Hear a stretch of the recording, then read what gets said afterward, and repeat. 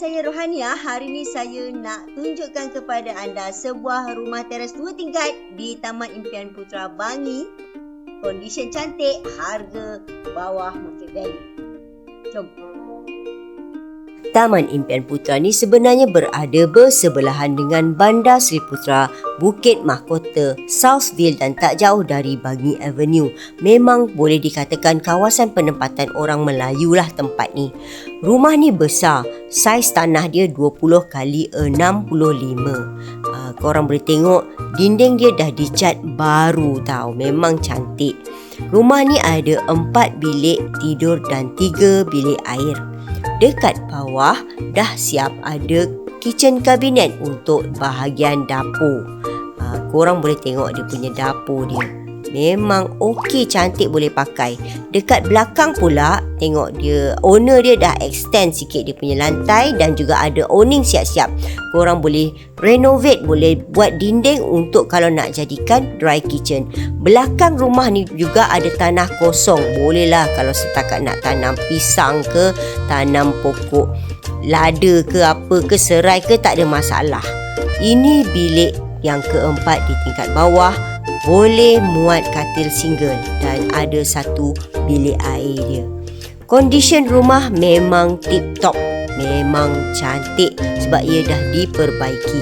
Asalnya rumah ni abang owner duduk untuk satu tempoh masa yang lama dan kemudian abang dia tu dah pindah sebab dah ada rumah sendiri. Itu sebab owner nak jual rumah ni. Ini pula adalah bilik master yang sangat luas. Korang tengok, nak letak katil king pun boleh muat. Dari sini kita boleh nampak luarnya. Depan rumah tu sebenarnya kita ada ruang yang boleh letak kereta parking. Sebab betul-betul dia tidak ada rumah yang betul-betul menghadap rumah ni. Jadi belakang ada tanah kosong, depan pun tak ada rumah yang betul-betul menghadap. Jadi kita ada ample parking yang luas dan ada tanah yang lebih di belakang. Okey, ini bilik air untuk bilik master. Memang selesa lah untuk duduk. Kemudian kita pergi ke bilik kedua dan bilik ketiga yang berada di tingkat atas. Cukup selesa untuk letak katil queen untuk anak lelaki atau anak perempuan nak duduk dekat sini. Kita boleh tengok dekat hujung tu bilik air yang dikongsikan untuk 2 bilik.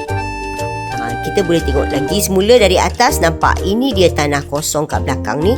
Tanah ni tanah rizab. Memang bebas untuk bercucuk tanam. Kebanyakan pokok kat belakang tu ditanam oleh jiran rumah ni. Oh ya, rumah ni dia rumah kedua selepas corner lot. Maknanya selepas corner ini rumah yang kedua. Jadi dia memang tak adalah nak kena masuk ke belakang kan. Jadi kalau ada saudara mara jiran nak parking, nak datang, memang best. Ini bilik yang ketiga dekat tingkat atas. Pun saiznya besar, sama lebih kurang macam bilik yang kedua tadi. Rumah ni leasehold tapi tempoh pajakan masih lama lagi. Jadi jangan bimbang. Rumah ini dijual pada harga below market value. Harganya ada tertulis dekat sini. Jika yang berminat untuk dapatkan rumah ni boleh call ataupun WhatsApp saya dengan segera sementara rumah ni masih ada.